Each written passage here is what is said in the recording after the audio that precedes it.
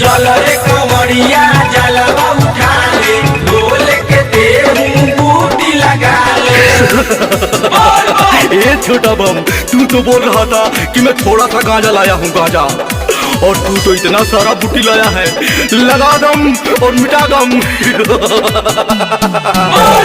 हर जगह गूंजता बोल बम के नारा, भक्ति में झूमता ते देखो जगत सारा। सुनो ना, जगह जगह गूंजता बोल बम के नारा, भक्ति में झूमता ते देखो जगत सारा। खुशबानी हम जलावा चढ़ाई के, बम बम बम बम बम बोल के, पीला ना भोला रस घोल के। बोल बम बोल के, पीला ना भोला रस घोल के। जिंदाबाद जिंदाबाद जिंदाबाद। सरकार सरकार, ये चिलम छाप का नारा कौन लगा रहा है?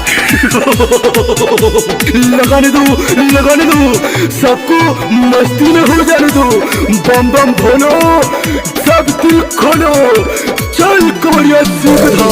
बाड़ा तू कैले झूठो के भरम हो, बाबा के बूट पीला बढ़ जाई दम हो। ए बोल बम बोल के चलत रहा। बाड़ा तू कैले झूठो के भरम हो, बाबा के बूट पीला बढ़ जाई दम हो। काहे छोटू बम गइल तुहार हो, बोल बम बोल के चढ़ सुइया पहाड़ हो। मिट जाई थकावट पहुँच जाई के, बोल बम बोल के, पीला ना भोला रस घोल के। बोल बम बोल के, पीला ना भोला रस घोल के। चल रे कंवरिया जलवा उठा ले, ढोल के देहूं बूटी लगा ले। ए छोटा बम, तू तो बोल रहा था कि मैं थोड़ा सा गांजा लाया हूँ गांजा, और तू तो इतना सारा बूटी लाया है। लगा दम और मिटा दम।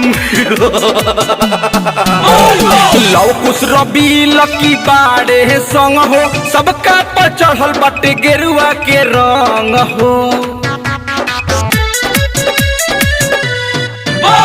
लव कुछ रबी लकी बाड़े संग हो, सबका पर चढ़ल बाटे गेरुआ के रंग हो।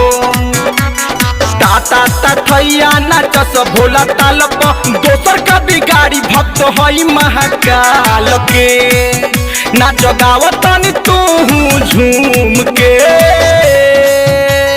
बोल बम बोल के, पीला ना भोला रस घोल के।